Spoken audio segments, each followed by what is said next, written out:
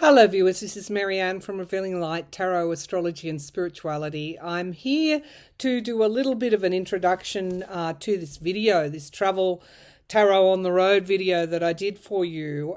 We headed to Picton, New South Wales, and it is a town about, it's about an hour, maybe less from Sydney. And it is supposedly the most haunted town in Australia. Now, I don't know. They all claim to be that, don't they? I visited 3 locations. The first one was the Picton Tunnel, railway tunnel, sometimes referred to as the mushroom tunnel because they used to grow mushrooms in it at one time. This railway tunnel is obviously decommissioned. It's no longer in use. It's supposedly haunted by a woman by the name of Emily Bollard. And I walked up to that tunnel.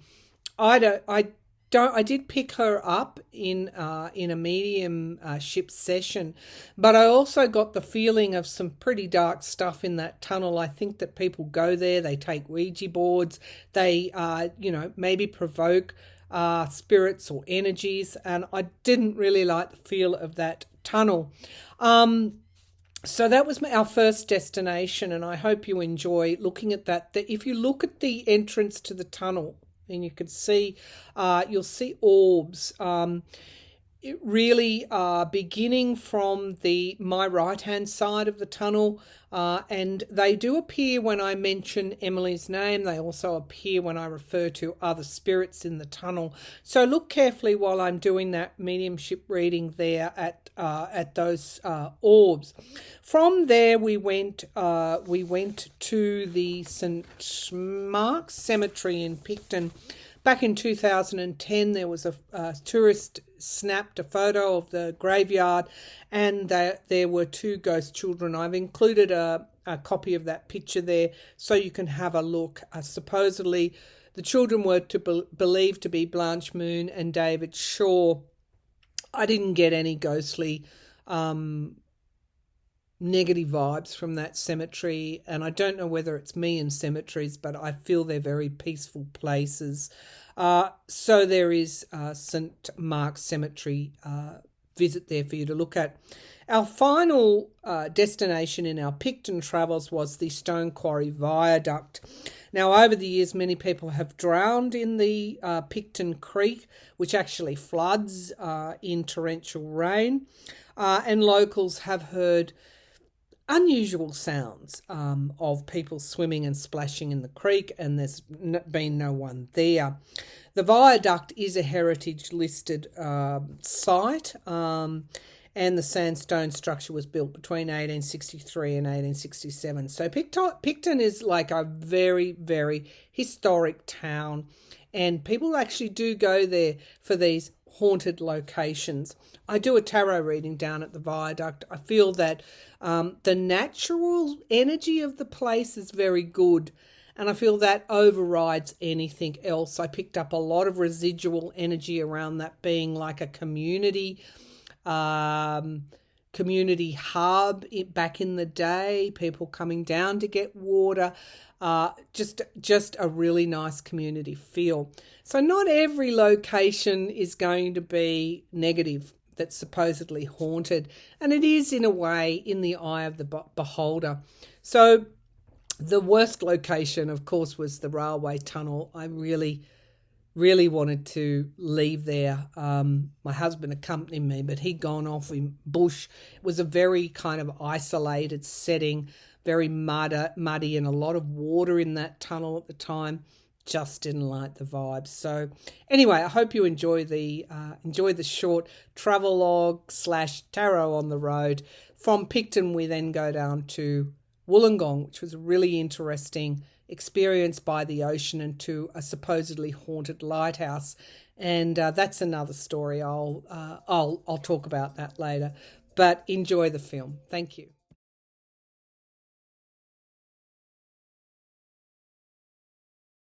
Right, let's get going up to the old railway tunnel. Apparently, during the war, it was used to house munitions, and then later on, it was used to house or grow mushrooms. But it's like pretty foreboding. Apparently, people have seen a figure at the end of the tunnel, apparently. So let's just walk up. I mean, some of you may see it. It's pretty muddy underfoot, so I've just got to be careful where I'm walking. Picton, it's very, very, very wet inside there. So no, I won't be going in. But I'll just give you a bit of a look. First railway tunnel in New South Wales as the Southern Line was opened up to connect Sydney with the southern western part of the state. And of course, you know, these things were built with convict labour. Australia has just as much a dark past as any other nation. Britain sent ancestors over. My ancestors came from Scotland and Ireland, but convicts were sent over with the First Fleet. And convict labour was used to build roads and tunnels and the railway lines that connected various parts of New South Wales. And of course, let's not forget that Australia was already settled at the time of colonisation, and Aboriginals do refer to it as invasion. There's never been any treaty. But I would imagine that life at the time that Emily Bollard lived was extremely hard. So this is the railway tunnel.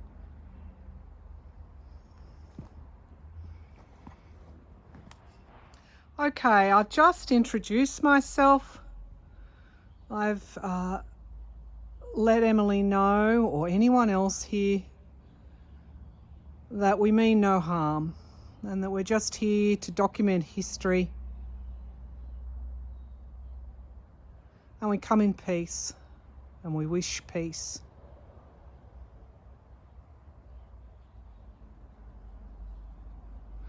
Okay, so I'm just standing on uneven ground. I'm just getting my foot, and let's see what I can see clairvoyantly.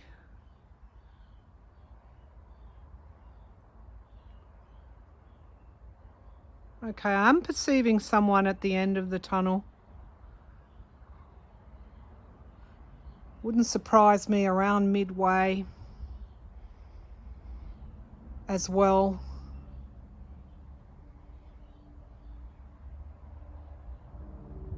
Actually, there are a number of people here walking in almost like file, like walking in a line. A number of spirits, I think, here. Perhaps there were deaths when there was the building of this tunnel. Perhaps viewers, you can make out figures there.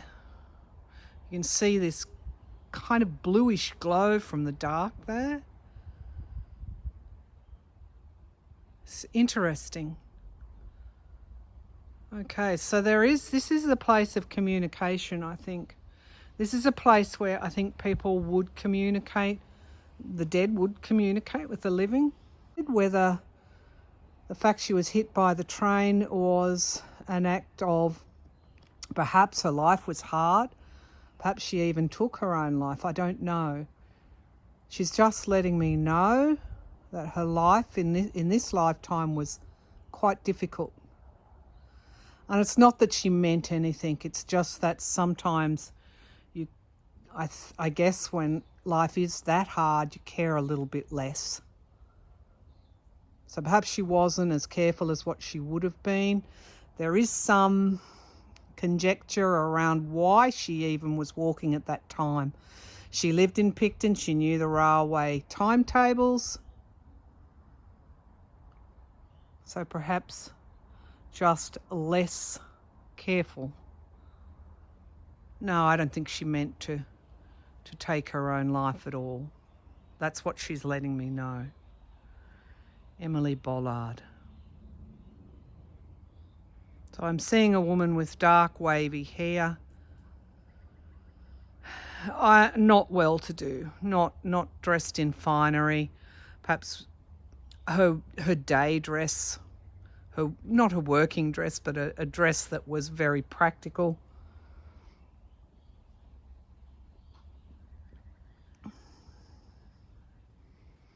And no, she doesn't live in the tunnel.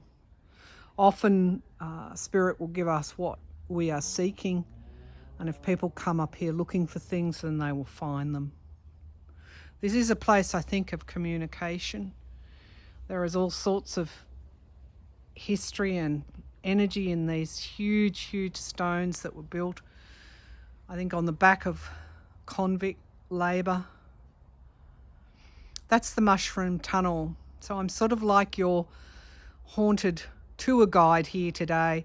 We'll be going now to St Mark's churchyard, where back in 2010 a photograph was taken of the cemetery, which revealed 2 young children, ghost children, so they were known as.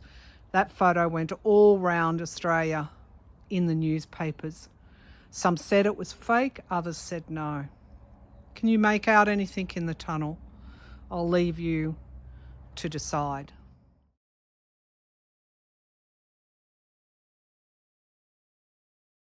Destination on our haunted tour of Picton.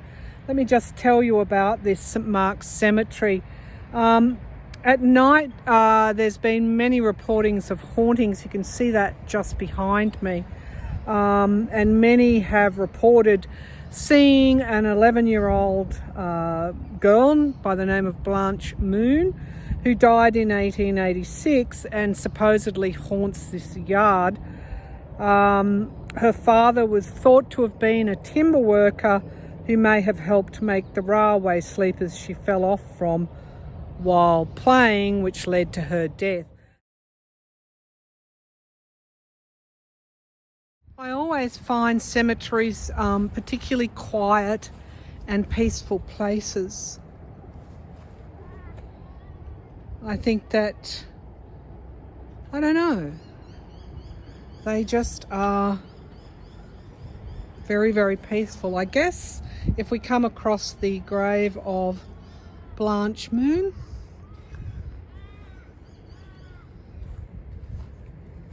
I can hear that crow in the background. Of course, you all know that crows in mythology are supposed to carry the messages from the afterlife through to the living. I do know that personally. Before I was diagnosed with cancer, I couldn't escape their cawing wherever I went. They were in my ear, almost like somebody was trying to warn me. Just here, reading about this cemetery. It is a pioneer project, and there's a beautiful quote here: "A churchyard can reveal many tragedies, but it also can be seen as a place that records the celebration of life and achievements. A stroll among the headstones at St Mark's Pioneer Cemetery reveals all of these." There are some 850 people buried here, and many have unmarked grave sites. Many families are related by blood and marriage, and often these can be traced back to England, Scotland, Ireland and Wales. Of course, these being the countries where many settlers of Picton had their origins. That quote was from Elizabeth Villy. She was editor of a scroll through St Mark's churchyard. Now, the other child that was pictured in this photo was supposedly David Shaw, who was the son of a minister who died in 1946 from polio. The family that took that photo claim there were no children in the cemetery at the time the photo was taken. I should say that Picton regularly floods, and I think this cemetery is prone to that as well, because I think we have a water course fairly near to us. Right, okay. I'm not going to do any clairvoyance here. There are a number of spirits I already know that are here, obviously. While I find graveyards very peaceful, they do reflect both the tragedies and the triumphs that we ourselves find in our own lives. Perhaps as a pioneer, cemetery, perhaps more so those tragedies, given the era that we're talking about.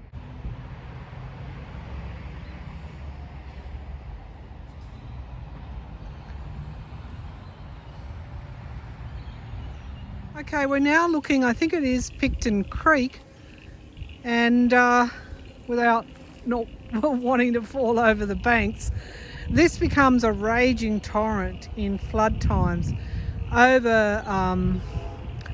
Overruns the bank and floods the main street of Picton, and that's the watercourse that I was referring to when I said the graveyard had been flooded as well. So probably I would say the activity that you hear or see in that graveyard is enhanced by this water. Here, water can be a conductor of spiritual energy, and of course this looks peaceful now, but can turn, like a lot of Australia's creeks and rivers, into a flooding torrent in rain. Okay viewers, we're here at the Viaduct. I think it's known as the Stone Quarry Viaduct. Again, another place that's reportedly haunted in Picton. People come here at night and say they can see paranormal activity. Again, we've got a lot of water. I guess this is the Picton Creek again that I talked about in my last video, and you know, where you've got water, and again this becomes, you know, quite a raging torrent in flood times.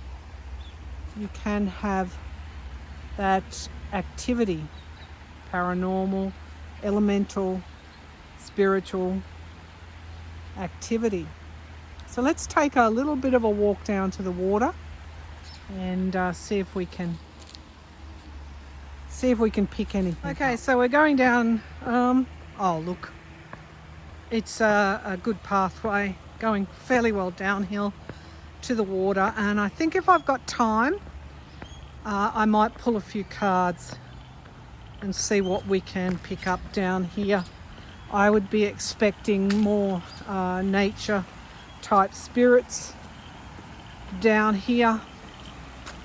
I'm not sure if the Viaduct is a scene where people may have, you know, in despair thrown themselves off it in those very hard times.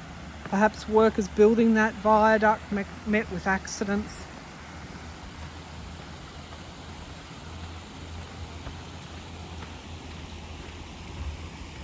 Oh wow, I'm glad I came down here. Look at that view.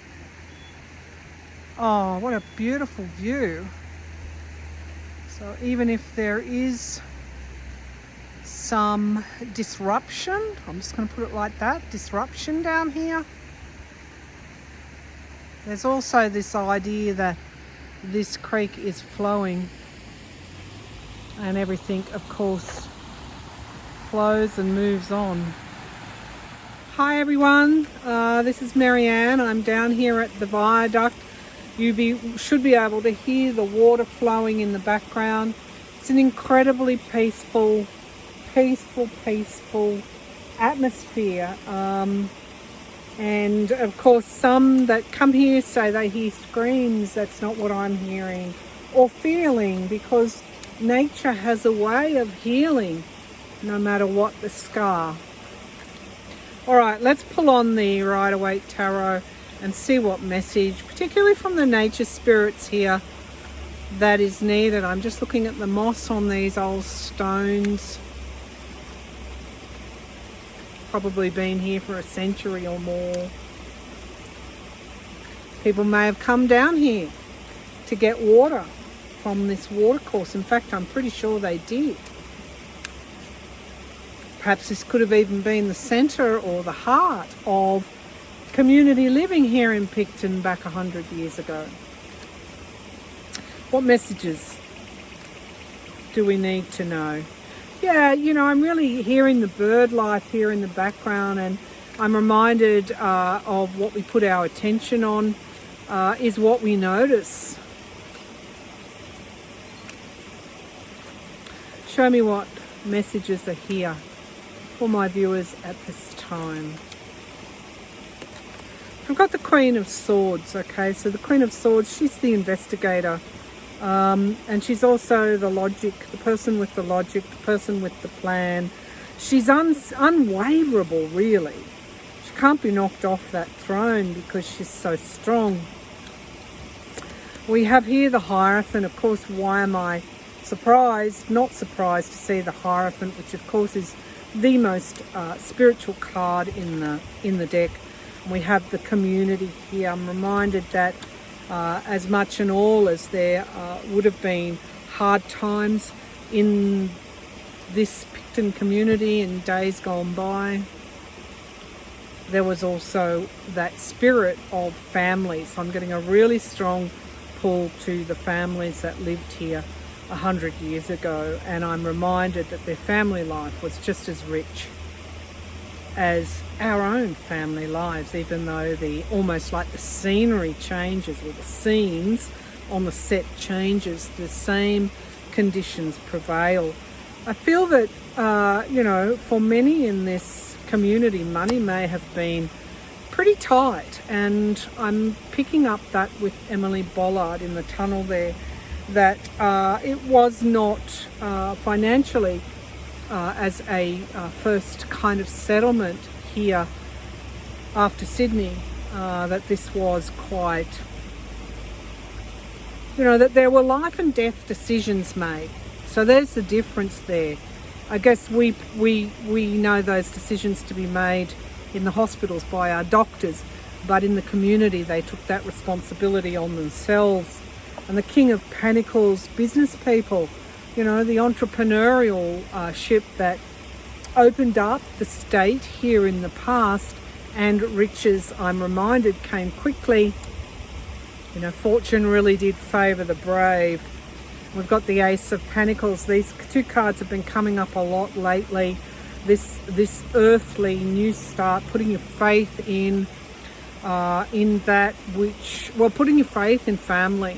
And I know every one of you can probably relate to that.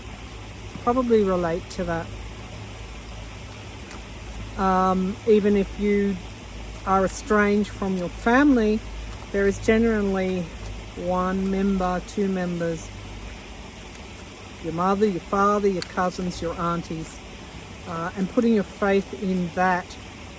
I'm reminded every day when I open up for these readings and I get in touch with my own family in the afterlife, I'm reminded of that love. I always send them that infinite love. And I'm reminded of everything they did for me during their lifetimes. And so there's a real reminder there around valuing relationships while we still have them. What are the other messages here?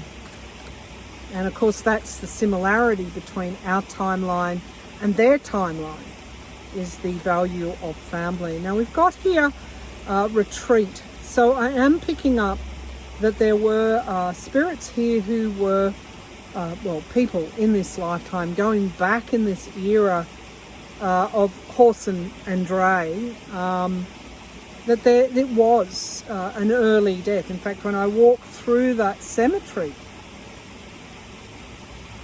I saw children passing, which is common in pioneer cemeteries, children passing at 2 and 3 years or earlier when they were born. Just lives cut short. But I'm also seeing, now that is a cemetery card, because literally that card is a grave. The knights come back from the war, and they, if they weren't fatally wounded, if they were wounded, they would recuperate, and if they were fatally wounded, they were buried like that. We've got the Moon card here, so again, what we don't see, and I do feel that spirit is all around, and we just don't see that, whether that is passed over or whether that is more elemental spirits. The Moon is around emotions and around the soul. You can open up to your passed over loved ones by literally filling your heart with love and asking them to come forward. It's around the decisions that we make as well. I'm getting a really strong message here around who and what you let into your life, whether that be in the afterlife. And I do feel that if you are feeling like you're communing with spirit in any way, you really do need that protection. And that's where the Queen of Swords comes in. It's a strength of mind. Okay, so why? Because generally our attachments weaken us. So it's being literally really honest with yourself. I'm just seeing orbs around me now. Being honest with yourself about your weaknesses, what you need to learn in this life, makes your soul strong, and that counts. And we have here moving over waters, moving over out of troubled waters, relocation, moving on into the afterlife. Why would is that being important? Surprises, something being offered to us, of course, is love being offered to us based upon the adjustment, the work we have to do, regardless of our circumstances. Okay, one final message from down here. I do feel that this was both a site, and I'll check on that, a site where people would come down, they would get their water, but there's also something else here as well. And I'm not sure whether there were deaths in the construction of this viaduct, but there's also that residual energy as well. So what is the last message you want to give to me? This again. Now literally this talks about two ships being on the rocks, and the lightkeeper has to make a decision about which ship they allow in to come into shore. And this is also juggling as well. Juggling and then having to make that decision, and the Queen of Swords comes up again. So there's something around being in your truth when you make decisions. I think that's what Spirit is trying to tell me. Yeah, whoa, decisions. There's decision point for us. And those two swords are the truth. Queen of Wands moving forward bravely with passion. Now it's not the time to hide away, to become paranoid, to let our fears dominate. We've got this Four of Swords coming through again. Rest and retreat. And the Moon card again. Mind you, I'm not shuffling as well as I would like, because I don't have a surface. Let's see if I can just pull one out of the middle. Final message, please. Oh, okay. So we've got obstacles, challenges, fives. This is a time of change. Fives are all about change. And we've got the Eight of Cups. Feeling like we are at a loss, but there is a cup remaining. Three have been lost, and one is remaining. Now I'm feeling somebody very strongly around me right now. Death, ending, letting go of the old, letting go of what no longer serves you, and concentrating on that cup that is being offered is your pathway to true independence, simplicity of living where you have everything you need. Moon card keeps coming out again. So new moon in Cancer, feelings, emotions. I'll leave you with that. Things coming to the surface, perhaps. What we need to see coming to the surface. All right, that concludes the ghost tour, if you want to call it that, of Picton. Now we make our way down to Wollongong, to the ocean, my place of happiness by the sea. And we'll see what we can see down there. Thanks for tuning in, everybody.